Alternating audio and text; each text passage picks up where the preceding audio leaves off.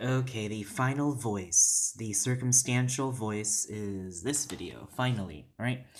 So you already know some things that are related to the circumstantial voice. Let's go right to it. And it's the person or thing whom the action is performed. Okay? The person or thing whom the action is performed, right? So an action is going to somebody whom it's referring to.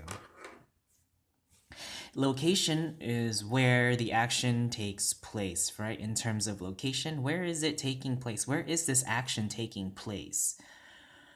And it's like the transference of the action to something or somewhere, right? Where for the circumstantial voice, think of it as a transferring or movement of an action to somewhere or to whom it's going to.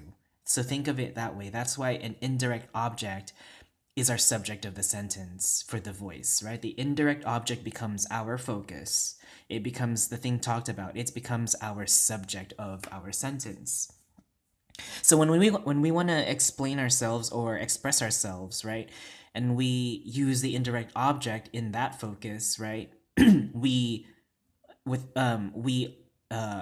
defaultly use the circumstantial voice when we talk about the indirect object as our focus.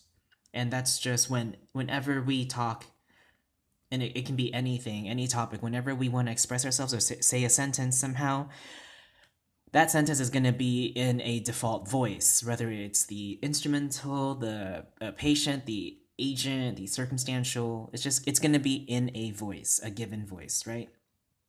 I took two examples here, right? The first one is lutuan ni Luta si Alicia og lechon kawali, right?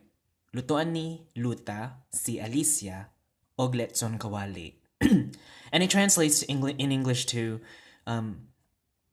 Luta cooked Alicia lechon kawali, right? Lechon kawali. If you're those of you who don't know, lechon kawali is a pork dish. It's deep fried, chopped up, and it's kind of tasty. Though I'm not a big fan of pork, but yeah, so it's a pork dish, lechon kawali. So lutuan ni Luta si Alicia og lechon kawali means Luta cooked Alicia lechon kawali. How do we know? Well, look, the verb luto means cooked, but an is added to it and it was conjugated that way. An is one of those conjugations or one of the affixes in the verb that triggers the circumstantial voice. Because it's a circumstantial voice, we use ni for describing Luta since she's not the actor or not the focus. However, Alicia is the focus because si marked her. Ni marked Luta. Notice how Luta and Alicia are both proper nouns. So they take their proper noun markers depending on their focus, right? Og lechon kawali, og marks, again, the object that's just used for amplifying information, right? It's not important, non-specific, non-focus, right? If I wanted to, I can also move this around. Lutuan si... Oh, wait. Yeah, I can also change this around. I can move si Alicia and og lechon kawali around. Lutuan ni Luta og lechon kawali si Alicia. As long as you switch them around and the markers stay with them, it's fine. But again, here you have to have the verb and our conjugated, or I guess the focus, the non-focus here. So a verb and then whatever preceding non-conjugated, not non-focus. There you go.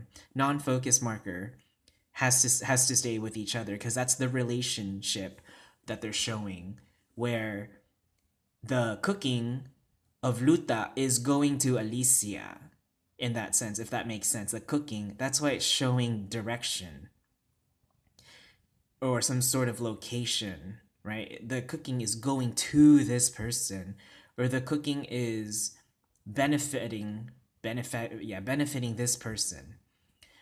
Second one is lutuan sa katabang ang kawa o pansit lomi. It's the same deal. You can see it, same deal.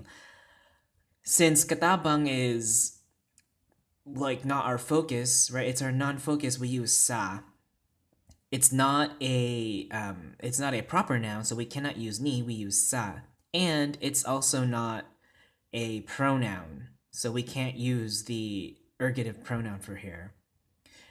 Kawa is an object, right? Ang kawa, and it becomes our focus because some sort of transference of action happened. What happened here? Lutuan sa katabang ang kawa og pansit lomi. All right, so the helper cooked pansit lomi using the wok. Kawa is a big wok, right? Pansit lomi is our object here that's being cooked. And where did the transfer come from? Oh, the katabang, right? The katabang. The katabang was the one that used the kawa, right, to make the pansit lomi. And that's where the location that's being held. The kawa is where the action is being held to make the pansit lomi. Common affixes for this would be like the gi, geese, gian, he, an, and han, right? So you can see that there's a pattern here. But these are just common affixes, and I'll make future videos of common affixes with these soon. It'll be the most common affixes. But hopefully, like, this can answer indirect objects, right? Something was done to something was like benefiting someone else, right? An object is benefiting someone else, or something is going or taking place or moving or locating somewhere, right? Just think of it in terms of that sense, and then you'll understand a circumstantial voice that way.